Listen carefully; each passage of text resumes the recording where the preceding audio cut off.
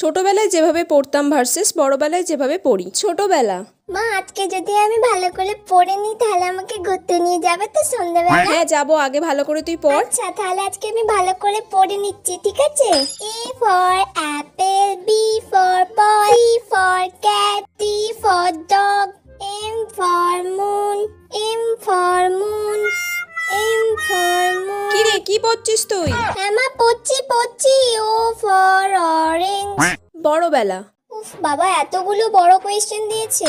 কয়েকটা বড় কোয়েশ্চেন তো আমার এখনই হয়ে যাবে 3-4টা, আর বাকি কালকে কয়েকটা করে নেবো, ব্যাস হয়ে যাবে। আরে তুই এত আস্তে আস্তে বিড়বিড় করে কি পড়ছিস, কিছু শুনতে পাচ্ছিস?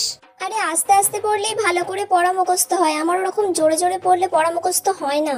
ব্যাস অনেকক্ষণ পড়ে নিয়েছি, এবার একটু ফোনটা নিয়ে ঘাঁটি। ফোনটাও ভাববে আমি ওকে ছাড়া এতক্ষণ আছি কি করে।